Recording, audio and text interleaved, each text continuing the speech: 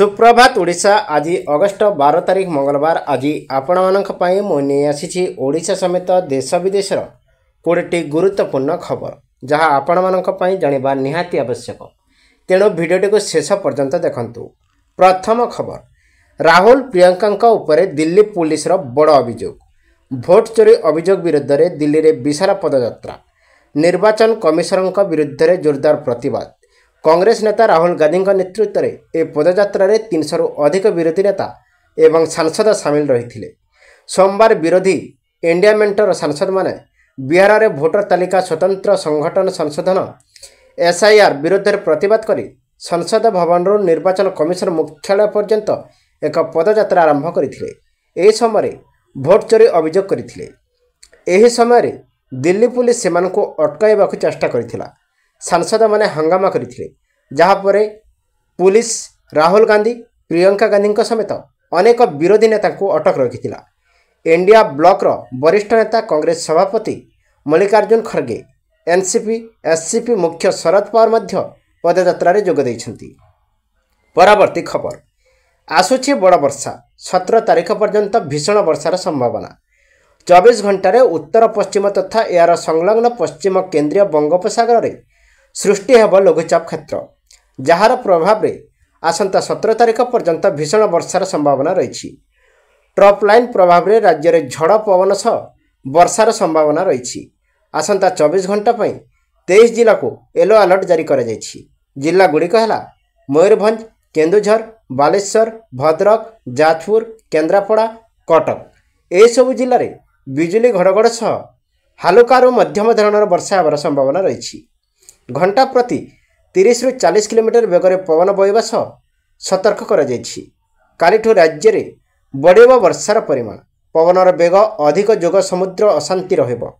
तेणु यह समय समुद्र मध्य को न जावाक मत्स्यजीवी को बारण कर। परवर्ती खबर, बांग्लादेश को भारत देला बड़ झटका। झोट जातीय द्रव्य आमदानी उपरे बैन लगाइला भारत एवं बांग्लादेश मध्य तिक्त संपर्क मध्य भारत सोमवार बांग्लादेश झोट जातीय द्रव्य और दौड़ी आमदानी उपरे समस्त स्थलपथ मार्ग में तुरंत निषेधाज्ञा जारी करिछि। तेबे वैदेशिक वाणिज्य महानिर्देशालय DGFT विज्ञप्ति अनुसार महाराष्ट्र नाब्बा सेवा बंदर माध्यम ए आमदानी अनुमोदित विज्ञप्ति में कहुଯାଇଛି भारत बांग्लादेश सीमांत कौन स्थलपथ बंदर माध्यम बांग्लादेश आमदानी अनुमति दिज्व नहीं। निषेधाज्ञा ब्लीचिड और अणब्लीचिड झोट बुणा कपड़ा, झोट दौड़ी, कोटेज, ताउली एवं झोट बस्ता और बैग अंतर्भुक्त रही। परवर्ती खबर, आसिला 5 जिलार बन्या क्षय क्षति रिपोर्ट। सूचना देले राजस्व मंत्री सुरेश पुजारी। बन्या क्षय क्षति रिपोर्ट नहीं सूचना देइछंती राजस्व मंत्री। केन्दुझर, बालेश्वर, मयूरभंज, जाजपुर, भद्रक बन्या क्षय क्षति रिपोर्ट मोट 6,66,17,055 टंका खर्च होइछि। जिलापाल माने क्षतिग्रस्त बैंक अकाउंट को जांच करिछथि। फसल नष्ट क्षतिपूरण पी जिलापाल मान को पठाया जाइछि। परवर्ती खबर, बीजेडी प्रश्नर एजाए उत्तर मिलानी। हाईकोर्ट को जीव बीजेडी। 2024 साधारण निर्वाचन में भोटिंग और गणति होइछि त्रुटि।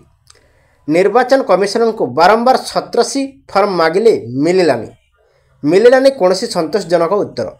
एणिकी निर्वाचन कमिशनर विरुद्ध में हाईकोर्ट द्वारस्थ हेब विजु जनता दल। सेपटे कांग्रेस ए दिगरे जो तंफी तोफान करिछि 8 मास पूर्व बीजेडी समान प्रसंग में दाबी करिथिबा कहिछि। ECI निरपेक्षता को नहीं दल प्रश्न करिछि। 8 मास तलू जहाँ बीजेडी कहिथिला ताहा दोहराउछि कांग्रेस। 2024 निर्वाचन में भोटिंग एवं गणति त्रुटि होइथिला। एने विजु जनता दल गत वर्ष डिसेम्बर 19 तारिख में भारतीय निर्वाचन कमिशनर को भेटी अभियोग करिथिला, किंतु ए पर्यंत निर्वाचन कमिशन पक्षरु कौनसी संतोषजनक उत्तर मिलानी। एबे बीजेडी निर्वाचन कमिशनर विरुद्ध में हाईकोर्ट द्वारस्थ होगाक निष्पत्ति नहीं। संध्या 5टा जाए भोट थिला। जो मैंने मतदान केन्द्र भितर थिले से माने राति 11:45 जाए भोट देथिले। संध्या 5टा 7टा राति 11:45 सुधा केते भोट है से सबूर तथ्य रही हेले 2 दिन पर यह तथ्य फरक रही यह ईवीएम ना मनुष्यकृत भूल से नहीं बीजेडी प्रश्न करी फॉर्म 17C भी मागी नियम अनुसार यह ईसीआई देवा कथा जहाँ एजाए मिलला नहीं तेणु बीजेडी हाइकोर्टर द्वारस्थ होब बोली सीधासलख शुणाई।